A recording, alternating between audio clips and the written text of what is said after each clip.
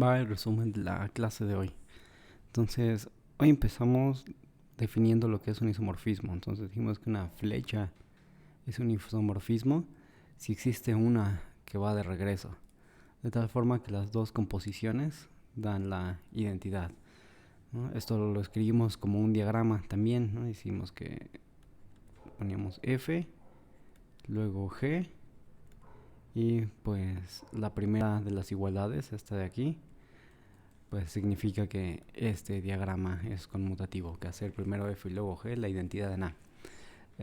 La segunda igualdad es que hacer G y luego F es lo mismo que la identidad. Bueno, entonces, esto es la definición de isomorfismo, cuando hay una flecha de regreso, de tal forma que las composiciones nos dan la identidad. Y pues cuando esto sucede, vamos a decir que A es isomorfo a B. Y pues hay la notación estándar, ¿no? de isomorfismo, esta de acá. Y entonces, con esta definición ya pudimos demostrar que el objeto terminal es único. Y pues bueno, para nosotros va a ser único, pues salvo isomorfismo, porque no podemos caracterizar más allá a un objeto en una categoría. Y pues bueno, esto se sigue de la definición de terminal, ¿no? Si intentamos hacer la demostración, pues tenemos que dar dos objetos en alguna categoría arbitraria, digamos que la categoría es A, y ambos serán terminales. Entonces, como uno es terminal y uno prima es un objeto, entonces debe de existir una flecha, de hecho una única, este, de esta, este, de esta forma, ¿no? De uno prima a uno. Y como uno prima también es terminal, entonces debe de existir al menos una flecha de este objeto, bueno, debe de existir exactamente una de ese objeto al terminal, ¿no? Entonces, pues bueno, en esta parte voy a usar nada más, pues que existen, ¿no? Que pues si hay una flecha de uno prima a uno y que también hay una flecha de uno en uno prima, ¿no? Basta en este renglón con la existencia. Pero luego entonces quiero demostrar que las composiciones de las dos flechas que están ahí son la identidad. Y entonces ponemos una de las flechas y luego la otra, y esto quiero compararlo con la identidad. Y entonces voy a usar la parte, digamos, que no he usado, de que uno prima es terminal. Ya usé aquí que para cualquier objeto existe una flecha, ¿no? Así fue que nació la que estaba ahí marcada, pero no he usado que pues la que existe debe de ser única. Y entonces vamos a usar que uno prima, este de aquí, es terminal. Y entonces aquí tengo otro objeto de la categoría. Entonces de ese otro objeto a uno prima debe de existir exactamente una flecha. Pero aquí en este diagrama yo dibujé dos, ¿no? La que va arriba y luego por la derecha, y esta otra que es la identidad que va en diagonal. Entonces, como debe haber exactamente una, esas dos deben de ser la misma, y entonces este diagrama es conmutativo. Análogamente, es lo de la otra composición. Si empiezo con uno, pongo la flecha que existe de acá arriba hacia uno prima, y luego la otra flecha que ya tenía que existe de uno prima a uno, y pongo la identidad, entonces va a pasar lo mismo. Uno también es terminal, y este de aquí es un objeto de la categoría, entonces debe de existir exactamente una flecha hacia el terminal, y entonces este diagrama es conmutativo. Lo que comentábamos es que todo diagrama que termine en el terminal debe de ser conmutativo, por esta misma propiedad de que cualesquiera dos caminos que terminan en el terminal deben de ser lo mismo, porque es terminal, ¿no? Y existe una única. Entonces, pues ya tenemos dos flechas, aquí están, una de 1' a 1, otra de 1 a 1', y ya demostramos que las dos posibles composiciones son la identidad. Entonces la conclusión es que 1 es isomorfo a 1', y así, pues el objeto terminal es único, salvo isomorfismo, ¿no? Y pues bueno, eso es la demostración.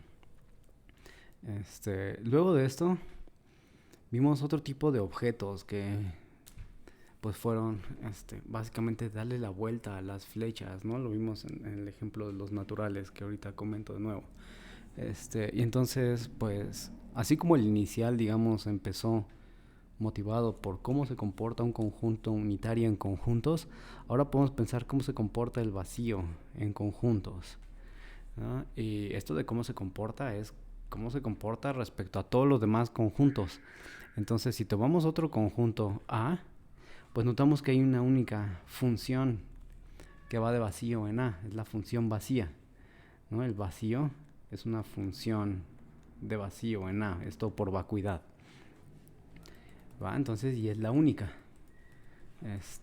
Entonces, pues, dado cualquier otro conjunto, existe una única función de vacío en A, que es pues más o menos lo mismo que cumplía el terminal, solamente que el terminal está en el codominio y ahora este vacío está en el dominio, ¿no? Entonces, pues, va a cambiar de nombre, así como dice aquí, ¿no? Entonces, un objeto es inicial.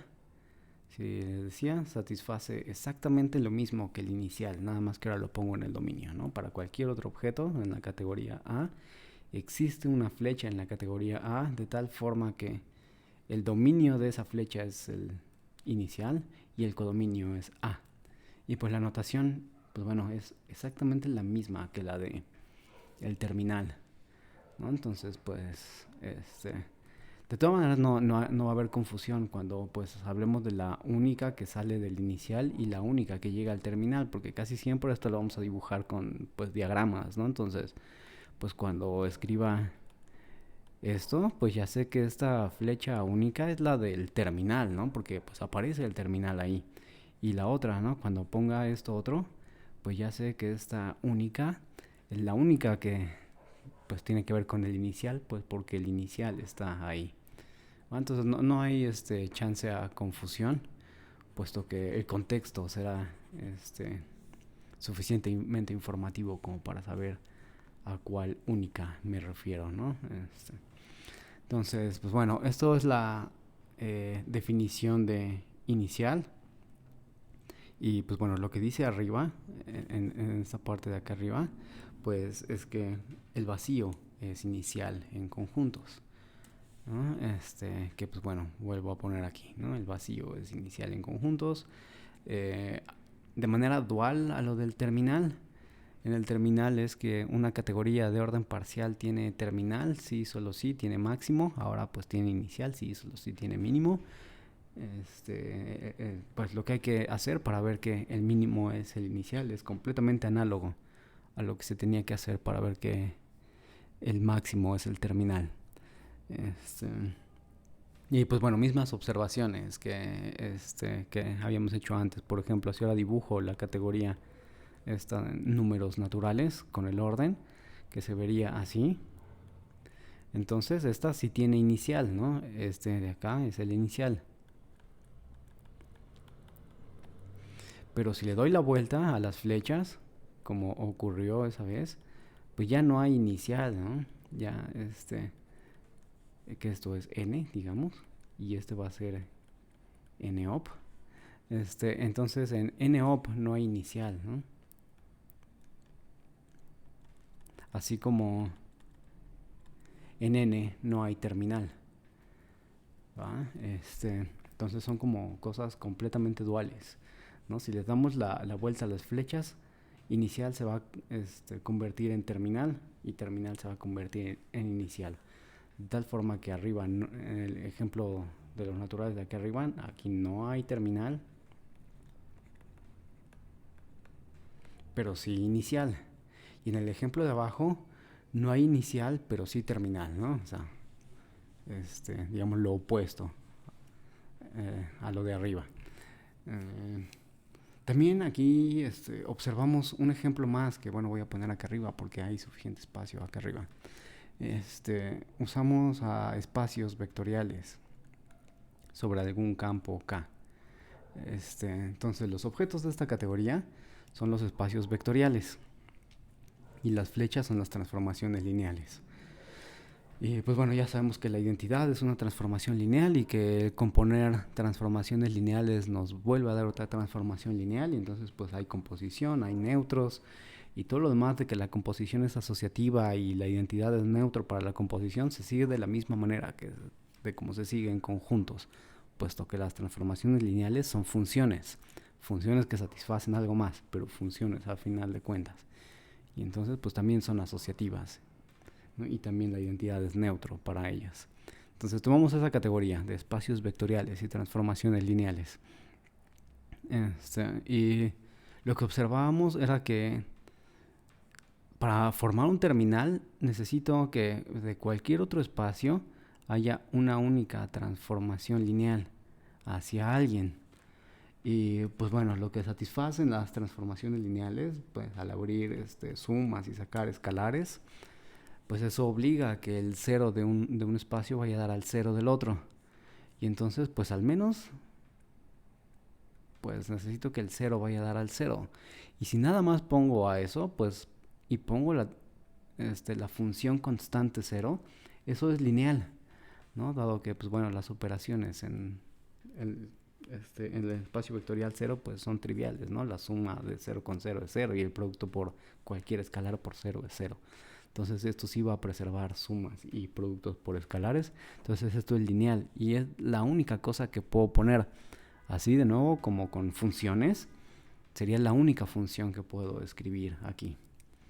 ¿Va? Entonces esta es la única transformación lineal, la constante cero. Entonces para cualquier espacio vectorial B existe una única lineal hacia allá. Y entonces el espacio vectorial trivial, el que solo tiene el cero, es terminal en la categoría de espacios vectoriales.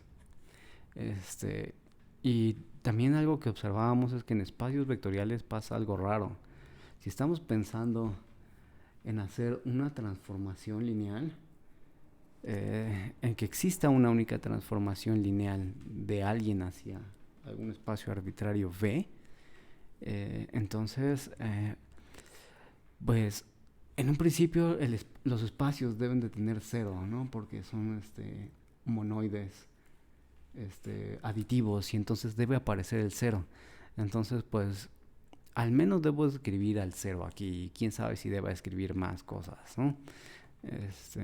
Pero luego entonces notamos que toda transformación lineal debería mandar el cero de un espacio al otro. Entonces si escribo aquí una lineal, ya obliga a que el cero vaya a dar al cero. Y entonces, pues, si ya está obligado a dónde va a dar el único punto del dominio, entonces ya es única, ¿no? Entonces hay una única transformación lineal del espacio vectorial 0 hacia cualquier otro espacio B.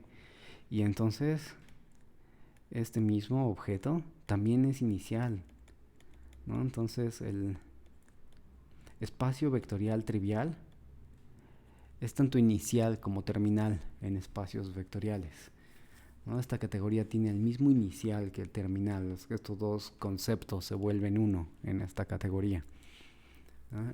En cambio, en conjuntos, el inicial es vacío, pero el terminal es el unitario de algún punto, ¿no? Este es terminal en la categoría de conjuntos. Entonces, pues claramente estos dos son diferentes, ¿no? No son biyectables. Uno sí tiene un elemento y otro no. Entonces, pues categorías como las de conjuntos sí diferencian inicial y terminal, pero categorías como espacios vectoriales o grupos, otro ejemplo, no van a diferenciar entre inicial y terminal. Estas dos cosas que en conjunto se ven diferentes, allá se van a ver iguales. Y entonces, pues lo que estamos tratando de hacer es una categoría que se parezca a conjuntos, y en ese sentido, espacios vectoriales no se parece a conjuntos, ¿no? Colapsó su inicial y terminal a la misma cosa, y entonces vamos a tratar de quitar a espacios vectoriales del tipo de categorías que vamos a estudiar, ¿no? Y entonces lo vamos a hacer mediante un axioma. El axioma va a decir que, bueno, van a ser técnicamente dos cosas en una. La categoría de conjuntos abstractos, S, tiene inicial, que vamos a denotar con 0. Y la otra es que voy a pedir que el 0 no es isomorfo a 1, ¿no? Entonces, pues bueno, sobre todo la segunda parte es como la más sustancial de este asunto. Y pues esta segunda parte es la que nos va a dejar demostrar la proposición que está aquí. El 0 no tiene elementos globales, ¿va? Y entonces la demostración en esta vez pues vamos a tener que suponer que hay un elemento global en el 0 y pues eventualmente llegar a que 0 es isomorfo a 1, lo cual no debe ser por el axioma de acá arriba, ¿va? Entonces pues supongamos que existe un elemento global en el 0, una flecha de este estilo, ¿va? Luego entonces pues puedo usar que pues 0 es inicial, o bien también podría usar que 1 es terminal. Ambas van a funcionar igual en este caso que voy a escribir, ¿no? Entonces luego como 0 es inicial, entonces existe una flecha de esta forma, ¿no? El 1 es un objeto de la categoría, el 0 es inicial, entonces debe de existir una única de esa forma, ¿no? De 0 a 1. También les digo, podríamos argumentar la existencia de esta flecha usando que 1 es terminal, porque el 0 es otro objeto y debe de existir una única hacia el terminal. Y entonces, para demostrar que 0 es isomorfo a 1, pues vamos a ver que cuando componga estas dos flechas de las dos formas posibles, me van a dar las identidades. Y entonces, pues vamos a escribir eso. Además, pues si pego esa que existe, dado que uno es inicial o bien el otro es terminal, y luego el punto que el elemento global que estoy suponiendo que existe de 0, y trato de comparar eso con la función identidad, pues ahora voy a usar que pues el 0 es inicial, y entonces como este de aquí es inicial y este de aquí es un objeto de la categoría, entonces debe de haber debe de existir exactamente una flecha del inicial hacia el objeto.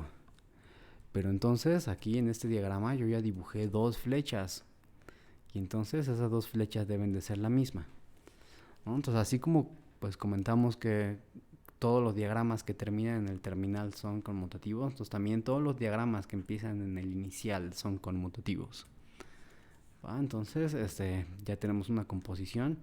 La otra, que va a ser el punto que estoy suponiendo que existe, el elemento global, y luego la de inicial o bien la de terminal y la identidad.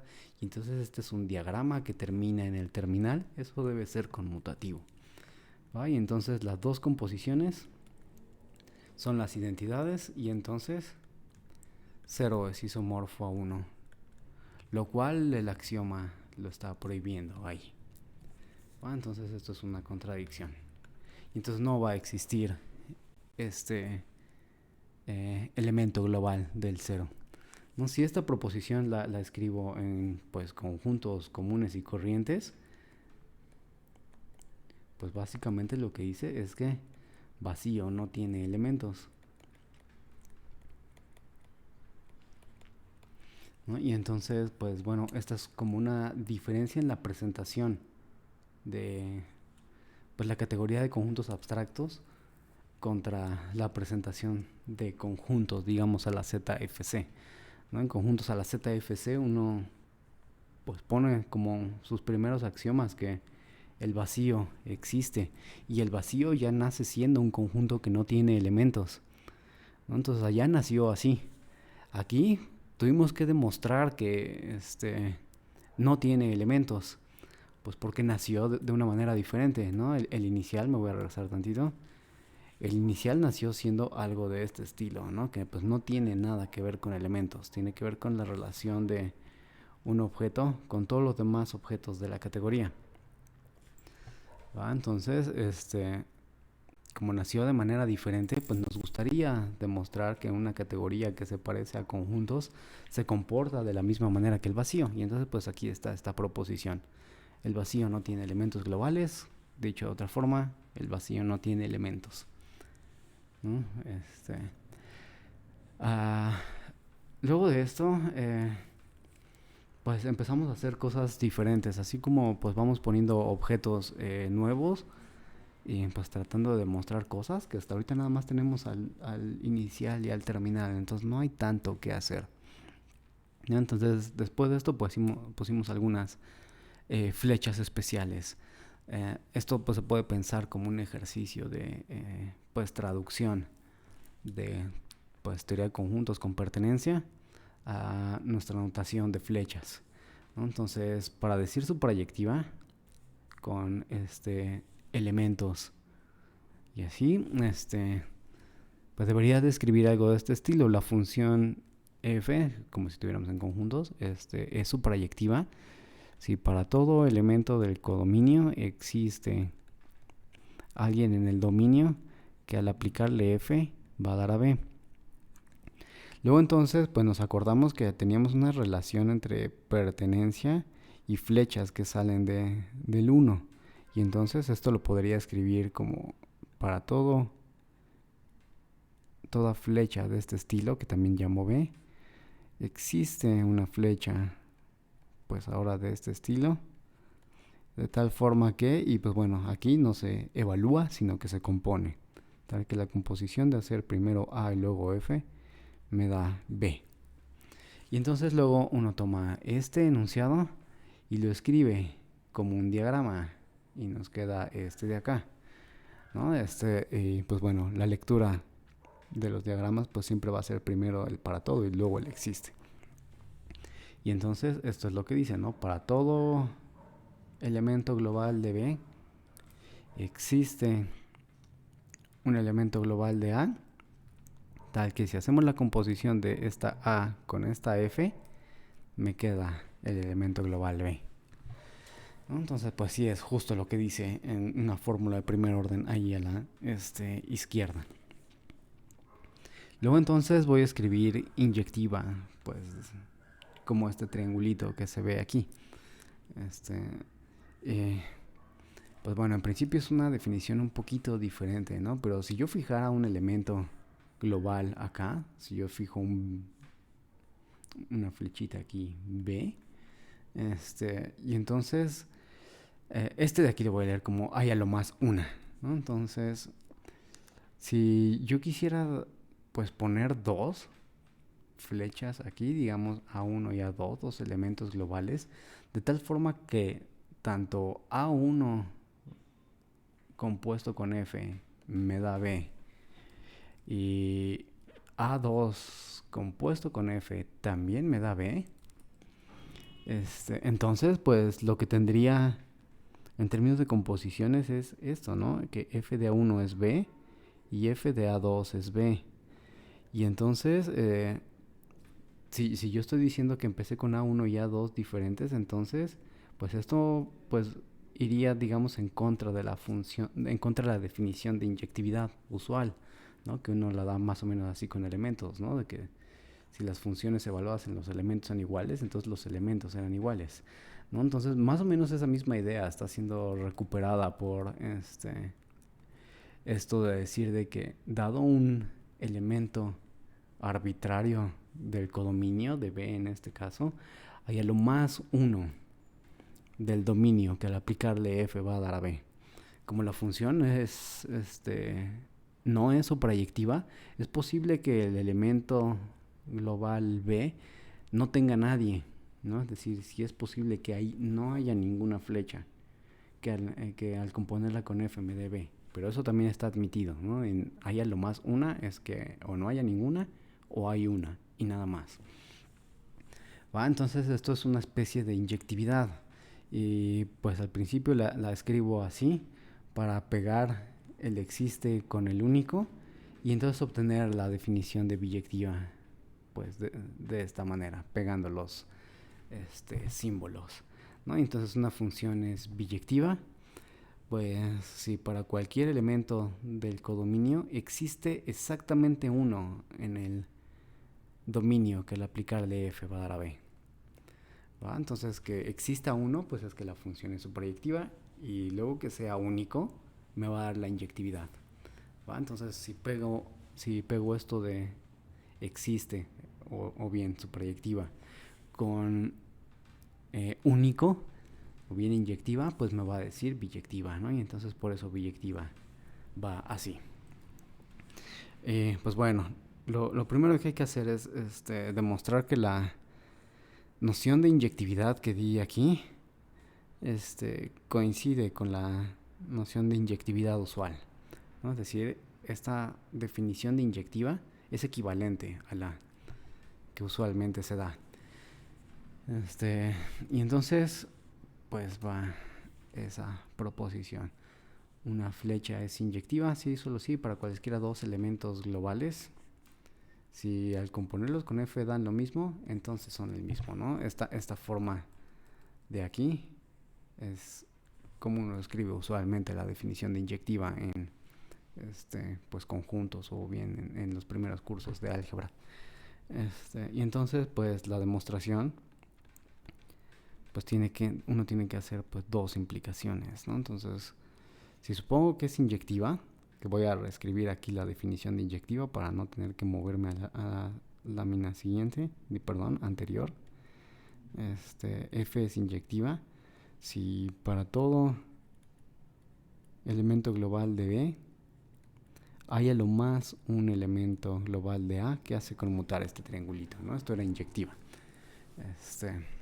Entonces, bueno, ahí ya tengo la definición de inyectiva. Aquí ya tengo esta otra forma de escribir, ¿no? Entonces, pues quiero ver que esas dos son equivalentes. Entonces voy a suponer que pasa lo que dice acá, ¿no? Que la función f es inyectiva.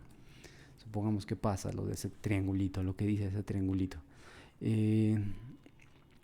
Entonces, pues demos dos elementos globales, A1 y A2, y supongamos que al componerlos con f dan lo mismo. Y entonces, para demostrar que A1 es igual a A2, lo que comentábamos que había que usar es que aquí dice que hay a lo más una. Y entonces lo que quiero hacer es demostrar que con un B adecuado, A1 va a hacer conmutar al triángulo que se forma y A2 también, ¿no? Y entonces yo sé que hay a lo más una, y luego entonces exhibo dos, entonces esas dos deben de ser la misma.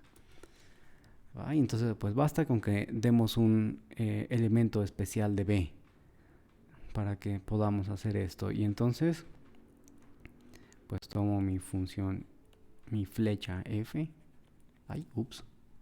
mi flecha f, y tomo un elemento global especial. Voy a tomar la composición de A1 con F, ¿no? Esa composición sí empieza en el terminal, porque ahí está A1, y cuando compongo con F, sí termina en B, ¿no? Entonces esa composición sí es un elemento global de B. Y entonces ese es el que pongo aquí. Luego entonces, observemos que si aquí yo pongo a A1, entonces el diagrama conmuta, puesto que hacer A1 y luego F, este camino, es lo mismo que hacer A1 y luego F, que es ese otro camino de allá. Entonces con A1 es claro que sí conmuta. Y luego entonces voy a revisar si conmuta también con A2. Y entonces ponemos aquí A2. Entonces lo que tengo que ver es que A2 y luego F es igual a A1 y luego F. Pero veo que lo que estoy suponiendo acá es justo eso. A2 y luego F es lo mismo que A1 y luego F, ¿no? Entonces esa igualdad que estoy suponiendo es de hecho la conmutatividad del triangulito que está afuera, el que tiene A2 y AF, ¿no? Entonces A1 hace conmutar trivialmente al triangulito, A2 también lo hace conmutar por esa hipótesis de ahí. Entonces son dos que hacen conmutar al diagrama, pero mi hipótesis de inyectividad dice que hay a lo más una. Entonces ya que exhibí dos, puedo decir que como F es inyectiva, entonces esas dos que exhibí deben de ser la misma. Y entonces ya me quedó, ¿no? Ya supuse esto, ya supuse que F compuesta con A1 es lo mismo que F compuesta con A2 y ya demostré que A1 es igual a A2. Entonces pues sí satisface lo que queríamos. El regreso también es pues más o menos sencillo.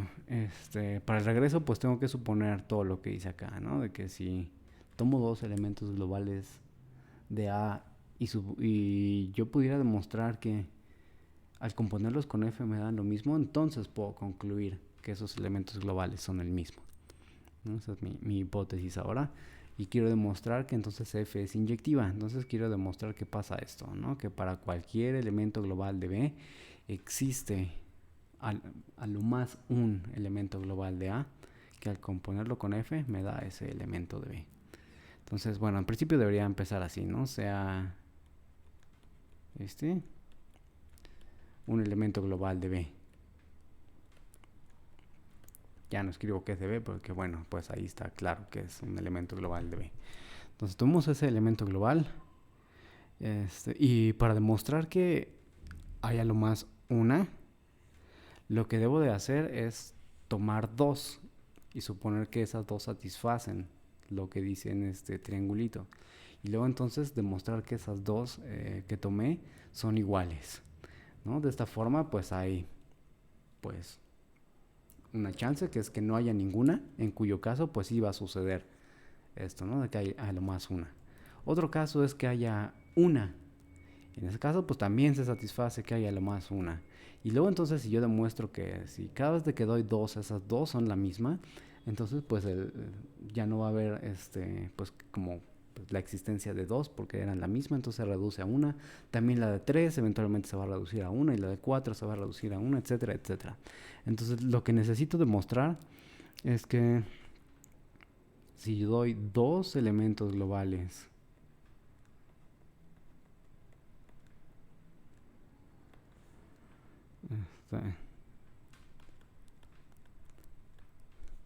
y supongo que los dos elementos globales que di satisfacen lo que dice el triangulito de inyectividad, es decir, que cuando pongo A2 y A1, ambos me dan ese elemento global B que tomé.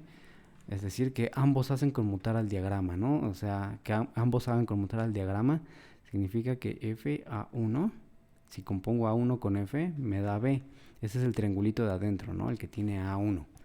Y luego si considero al triangulito de afuera, el que tiene A2, dice que A2 y luego F también es B, ¿no? Es justo el triangulito que está en el exterior. Ahí, y entonces si pego las dos igualdades, pues me dice que F de A1 es igual a F de A2. Y lo que yo estoy suponiendo es que si F de A1 es igual a F de A2, entonces A1 es igual a A2. ¿No? Entonces a partir de aquí, puedo decir que por hipótesis, o sea, esta implicación, la hipótesis es que esa implicación es cierta, ya llegamos al antecedente, entonces podemos concluir el consecuente.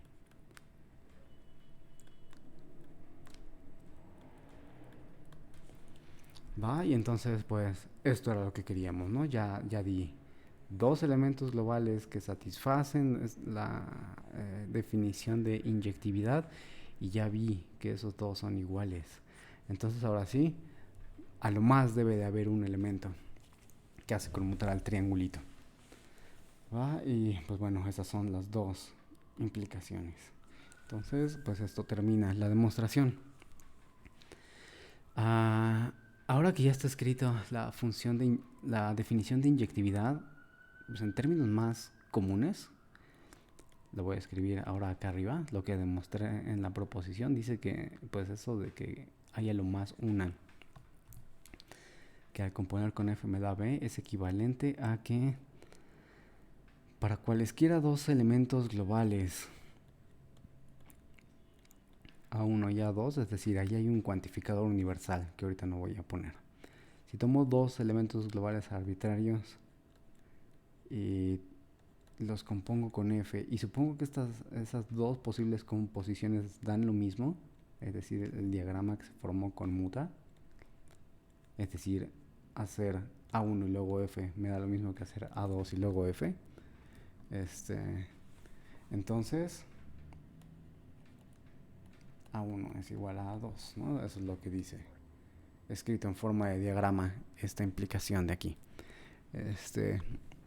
Entonces, ya que está escrito así, puedo observar que, pues, podría cambiar este elemento, este objeto de aquí, por, pues, algún otro objeto, ¿no?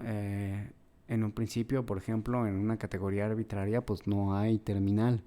Así como vimos que, pues bueno, hay órdenes parciales que no tienen máximo.